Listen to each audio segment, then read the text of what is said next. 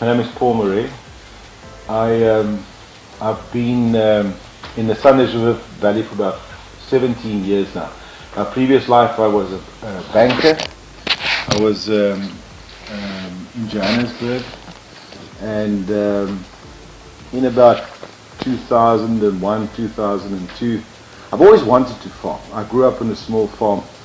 I don't know if you know, a little town in called Wellington in the Boland, in the Western Cape. So I've always wanted to farm, never had the means to go farming, but so I went into the banking industry, and sort of over the next 24, 25 years, made enough, gathered enough together to convince the banks to lend me some money and go do what I really want to do, and that's farm. So I left Johannesburg in 2002, packed it up, came and bought a farm down here in the Addo and in Kirkwood, and I started farming with organic citrus, not just citrus, organic citrus. And the first 5-6 years was hell on earth. I always say to people, I slept like a baby. I used to sleep for an hour and cry for an hour. But it was hard, it was difficult, and few of them will know the challenges we had farming organic, because there was no blueprint. So we basically, myself, and then there was another guy in the valley, another 3 guys in the valley who sort of joined our Growers Club, Organic Club, and we basically pioneered the organic citrus in the valley and in South Africa. So yeah, it was a heck of a challenge, but it's very rewarding. I can honestly say I'm now for the first time doing exactly what I was supposed to do. Yeah. So that's who I am. I serve on the board of SRCC, not as an executive director, but as a non-executive director, chairman of SRCC as well. And we started 5 years ago. Besides our fresh fruit, we started our own juice factory on the farm. So we make organic juice and export that to Europe. On my farm, I employ about 100 staff, and at the juice factory about 50. So yeah, that's in a nutshell who I am. Yeah. Right. So can you talk about what was happening in the valley in the period of the past 3 years up to December 2018? What were your fears about what could happen to you, your family, your farm, and the economy of the valley? Yeah. No, it's you know, but I think 3 years back, probably maybe even longer than that, we I don't know actually when it happened, but when I arrived here in 2002, 2003, we still had a reasonable local municipality. Things worked, things functioned. The lights were on, the water was running, sanitation was being taken care of. But then slowly, over a period of time, and I think it's that proverbial, frog in the warm water.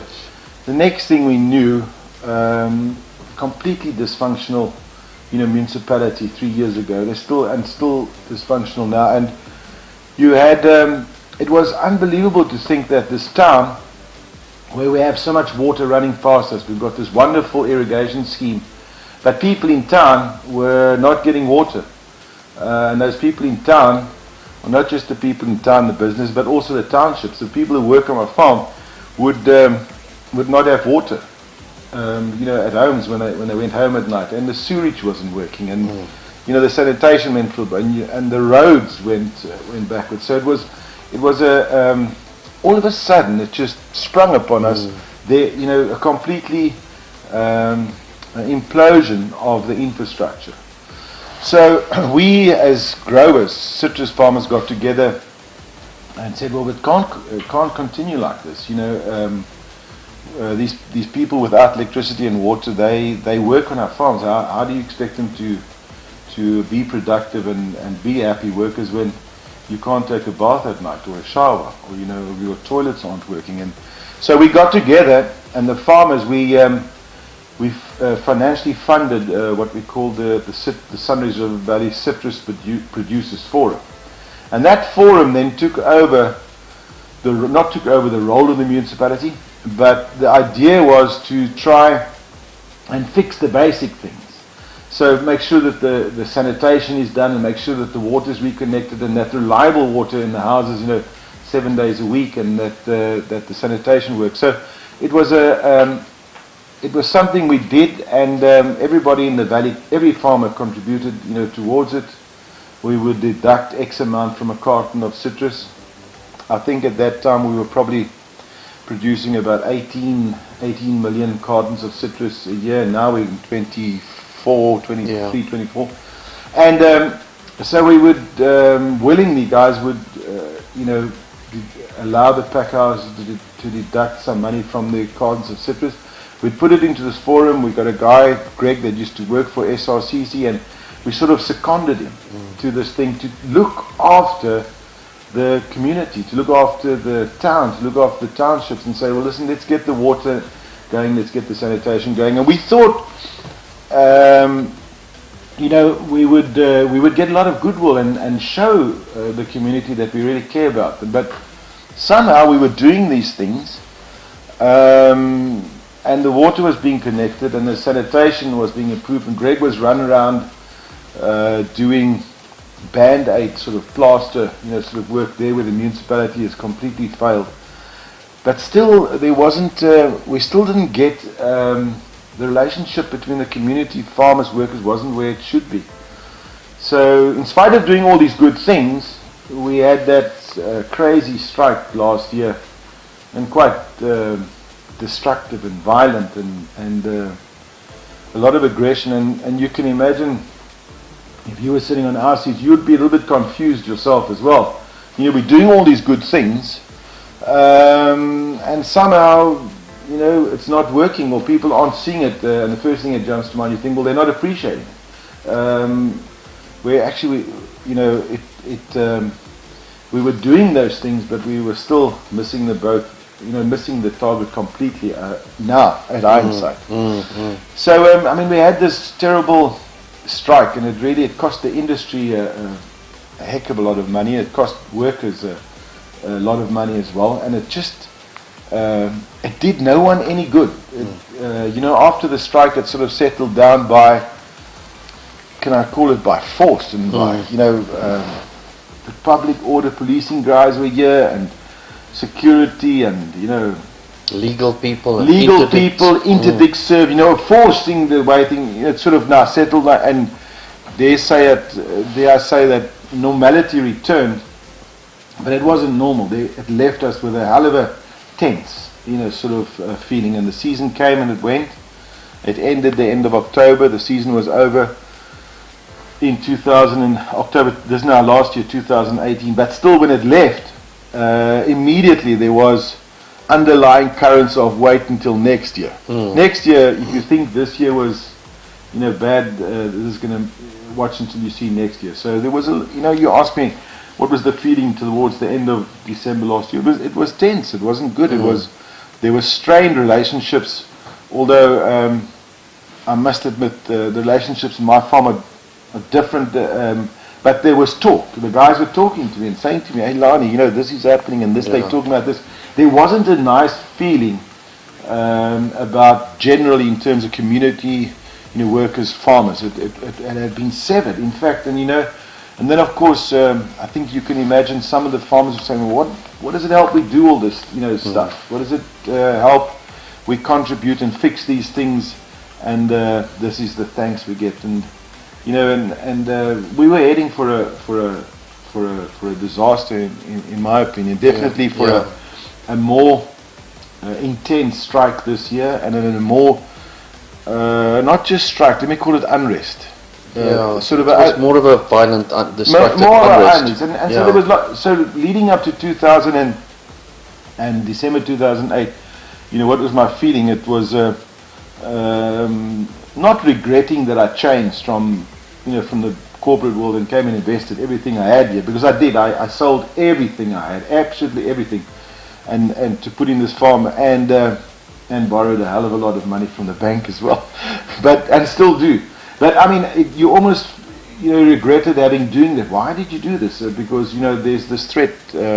My son also farms for me, so the whole idea of, well, is he going to maybe take over the farm from me, or should I say to him, hey, listen, mate, You must take your stuff and immigrate. Go while I'm too old to go anywhere. But so those things were renting space in my head. In terms of the farm, what happens to your family, etc., etc. It was a difficult time. Yeah. I love that you mentioned the idea of wait until next year, and the unrest that you thought was going to come. Yeah. Because it links with my next question. Yeah. And it says, can you talk about what has happened since then with reference to the work that has been done by Professor Pistorius and the task team that he has put together? Yeah. I think there's obviously been a lot of work that the task team and Professor Pistorius have done, and all the sessions and engaging, and they've of course engaged many of the community leaders, brought them on board. But I think for me what has happened is the penny's starting to drop. I don't say we haven't arrived yet, but we're definitely a long way down. The penny has dropped that between farmers, the industry, the pack house, business community, we're actually starting to realize that we're actually interdependent on each other. I can't farm and take my harvest off myself. I can't employ a machine. I can't mechanize. But by the same token, so I'm interdependent on the staff working on the farm. But by the same token, there's no other industry that they can work for here. This is the citrus industry. So if they don't work here, then they can't earn a living neither. And that makes us not dependent but interdependent, on each other. Because I can't replace them. If I was dependent on someone to take it off and I had a machine that could do it, then I'm dependent on it. But I'm interdependent on each other. And I think the penny is starting to drop in a lot of people's minds that we don't have a choice whether we want to know it. We are interdependent on each other. So I think from the work that was done, there's a lot of understanding, farmers understanding workers and workers understanding farmers. A lot of understanding that what we were doing in terms of the Citrus Producers Forum, in other words, fixing up the sanitation in the townships and fixing up the water and connecting the pumps, and we were spending a good couple of million on that a year. That actually wasn't enough. That was just the basics. What we need to start doing is to start including the bigger the community into the local economy. I've told I think 2-3 years ago already I stopped my farm managers driving into Moses Mabhida or driving to Aquapark or Bergzicht and picking up farm workers. We outsourced that to the taxis, and the taxis, it does cost you a little bit more, but people, when our harvesting season's on, it's okay to sit in the back of a bakkie in the summer, because it's warm. But I don't know who of you have sat in the back of the bakkie in the winter. It's flippin' cold, even if you've got a kappie on. So we outsourced that contracting, of transporting of the workers from Kirkwood to Addo and to the farms to taxis, and so it's a better environment. And if I can add to that, so this is one of the items that have come onto the agenda of the task team. This idea of how do we use that example of pulling in the taxis into the transport value chain that has happened on this farm with Paul's initiative, but how do we take that beyond that? So we are literally now rolling out that model to other farms. Absolutely, and it's so that people take a comfortable ride to work. There's plenty of women that work on the farms as well as sorters. They don't necessarily pick in the tree, they don't do the manual work, but they do the pre-sorting. And now they can sit on seats. They don't want to sit in the back of the bucket. So it's just but beside that, all the good human things, now all of a sudden we start including that taxi driver as part of the economy. And so now he also starts generating some income out of it. So now we're also important in his life, and the whole thing of the interdependency starts resonating with him and starts resonating with us, that I need him and he actually needs me as well. And so, the other day, a week or two ago, they had this small little unrest strike thing, and I heard about it at 6:30. I was in my office. So I phoned the taxi driver and I said to him, "Hey, Monde, are you going to take my guys to Addo today?" And he said to me, "Lani, there's no ways. These guys aren't stopping me. I'm taking your guys to Olifantskorp." And he brought them. A different kind of relationship that has developed. Yeah. And the same then with the juice factory. Also, the taxi also brings the workers to the juice factory. And I have seen the last year that many other farmers are doing the same thing. If you have a look down here at Peter, how many taxis stop there in the mornings now? I think it's 7 or 8. He's got a lot. And I see it down at Lawrence, and those are the things we need to start doing. Yeah. So what we were doing, I'm taking long story, but what we were doing is, we were patching up the basic needs, but that's good and well, but we actually need to include more people into the economy, and I think I always try and use the word of, we need to extend that banqueting table, so to include more and more people in the valley. And I think that what has happened with the task team and what Professor Pretorius has done in the discussions is more and more of those things are coming out. And there's better understanding for each other's side. So I see definitely a realization that we're interdependent on each other, and that there's many parts of my business, or there's parts of our business which we can farm out into the community to be more inclusive. Yeah.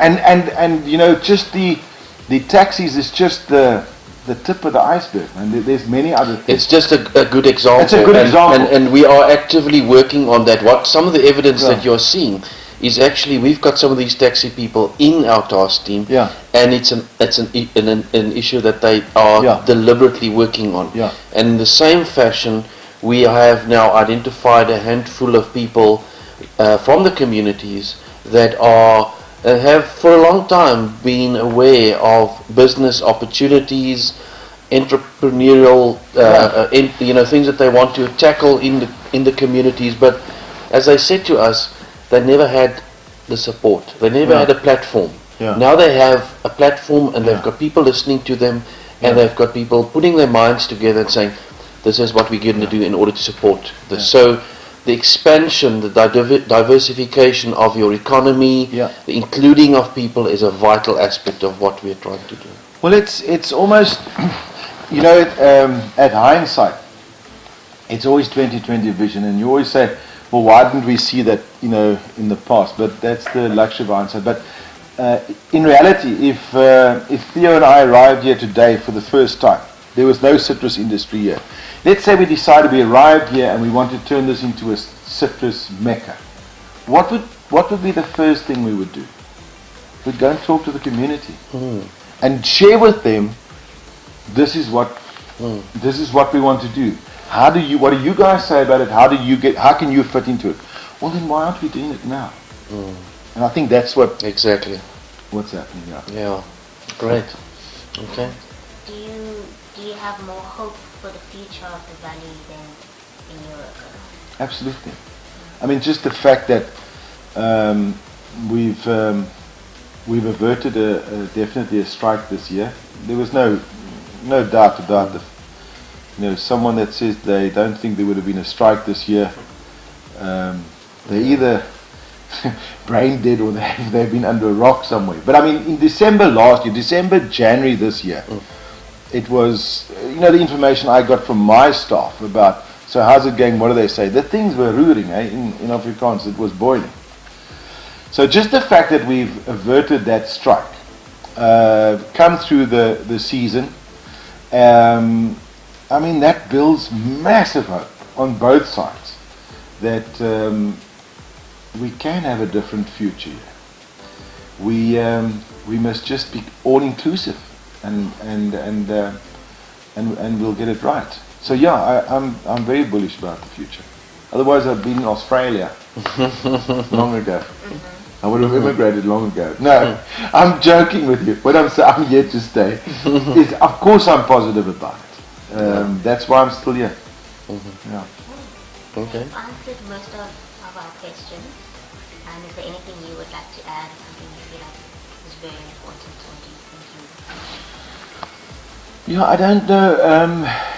To add something. Well, one thing that what we must do is we can't stop this now. I mean, if you want to commit suicide, then you need to stop this now. If anything, we should pick it up. And I know you always every person has a family member that guy, hey? And you always have a friend that friend. So you always have one or two guys in the industry that will be those guys who don't connect the dots. But there's enough people in this valley who connect the dots perfectly. For sure. To who would fund and support and make sure that the momentum continues on. But to stop it is not an option. In fact, there's no reason to stop it because it's actually quite exciting and it's quite rewarding and it's financially beneficial to continue. Why wouldn't you continue? And specifically, the idea of an agency as an permanent organizational entity. What are your views on that? Absolutely. For me, I think one of the successes was the agency, the task team, Professor Pretorius. You need a non-citrus person, entity, an independent entity, to drive this. If I was driving it, I'd be seen as a citrus guy. If it was driving by someone it would be seen as that guy. You need an independent agency that sees both sides of the coin to drive it. So you need a medium. You need a medium to play referee, to play mediator, to play manager, to play implementer, strategist. That whole capability needs to be there. It's what wasn't there 3 years ago. We were pumping money in, but we didn't have this independent body because we had the Citrus Producers Forum. It was a bunch of farmers. Only their interests. Anybody would have said to you, they only look after their own interests. Never mind what they're actually doing, and never mind the truth. The truth was they were really concerned about the community. But that wasn't, the truth wasn't the issue. The issue was what did it portray. Well, it's populated only by a bunch of farmers, so they can only have their own interests and all. And that's the problem. We need this agency. We need this independent agency to be the referee, to be the mentor, to be the manager, and to bring these two parties together. And Paul, if you go around, I mean, you move around in this community. You, amongst other things, are responsible for the game festival. Is that what it's called? Yes. Many people of the valley and outside, but particularly in the valley, come together there. Yeah. What do you sense a change in mood, particularly amongst the farmers themselves, but possibly more importantly, across the different groups of people in the community? Were you not at the opening of those? I wasn't there, unfortunately. I was out of town. Were you not? Didn't you crack an invite? No, I was invited. Okay, good. I'm very glad you cracked the invite. But you're right. At the opening of the Wildspheres, we had it at the Addo Wildlife Centre there in Addo, and at the opening of the Wildspheres, there was a big cross-cultural. The population. Some of the guys that had been interdicted were there. Yes. Farmers were there. This was there. That was there. And the spirit of cooperation and everybody catered together. One of the, no names, no factual, but one of the guys that were actually interdicted was there saying to me, at least this is one night where the boertjies and the community can drink brandewyn and coke together. And there we stood, and we were having a fantastic social, together. The Wildspheres is also a good, but it happens once a year, good opportunity where the community also, networks together. But it was the best feeling and spirit of community that I've ever had, and I've been on that board for I think 10 or 15 years now, I can't remember. that we've had. It was an amazing spirit of cooperation. And that was in June. But if you tell me in January, so tell me about the opening of the Wildviews, I said to you, I don't know if the Wildviews is going to happen. Because all intentions were that, and there was a lot of warmongering, whatever happening now, they're going to boycott and all that type of stuff talking. And it was one of the most fantastic evenings. So I saw it there tangibly that evening. That there was a spirit of goodwill, a spirit of understanding, massively at the opening function. And it was good. It definitely has an effect that way, without a doubt. We just mustn't stop that momentum. No, we can't. We can't. Someone else also said to me the other day, we brought a guy in that is a well-known agricultural economist and economic development specialist, and he observed what we were doing, and he said exactly what you're now saying. He said, if you stop this process now, you're going to have big problems in your valley, because it's taken on a certain momentum now. There's a positive energy that is being created. There's expectations that's being created. And I don't like the debate, the point that some people make about, are you creating expectations? Are you creating expectations? No, we need to create expectations, because expectations is about hope and about going forward. The problem is that we had a government that created expectations and let people down. What we must make sure is that we are now consistent, we follow through, that we do the hard work, and that those realistic expectations can progressively be met. That's within our reach. It's within our reach. Yeah, I also have a problem with the word expectations. It has a negative connotation. But for me, creating expectations is creating a future view of what the future desired state will look like. Exactly. What's wrong about dreaming what the future desired state can look like? If you want to call it expectation, well then go and label it. But that is what we create. We must create our desired state. Correct. The ultimate. And the ultimate is a community working absolutely in harmony. If someone wants to say that's expectations, well then name it what you want. I call it a dream, you call it expectations. But I think there's enough people. The groundswell here is done under the farmers, and who would absolutely make sure that this momentum continues on.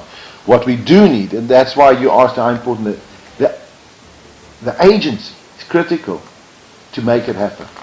The farmers, I know how to farm, I know how to grow trees, I know how to have them harvested, and my workers know how to pick them and do all that stuff, and we can generate the money.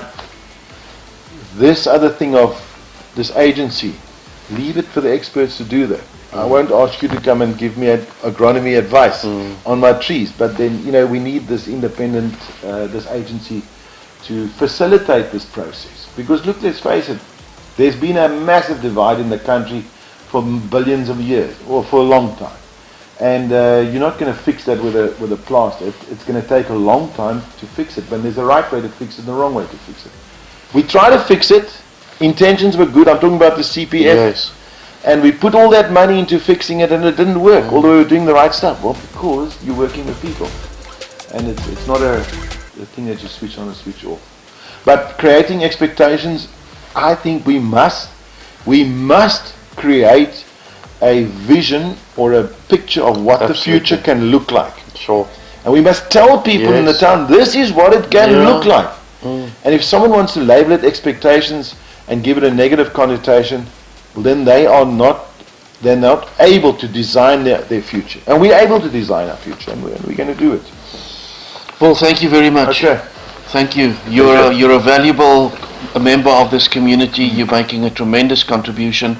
And in fact, you're a great supporter of this effort in different kinds of ways. We really appreciate It's a pleasure. the support that you're giving to our process. And as you correctly state, it's all about interdependence. Yeah. It's all about the bigger system and understanding that we all need one another. Yeah. You articulated it so well. Thank you very much. Thank you for everything you guys have done. Thank you. It's our pleasure. Thank you, Paul. All right. I am now convinced that collaborative is the word. It is the word. We are not talking No doubt. about an agency anymore, we're talking about a collaborative. Yeah.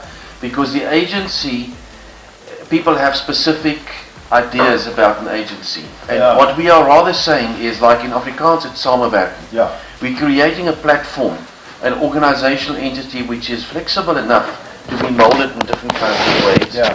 So that we basically just putting people together. That's all that we're doing. Yeah.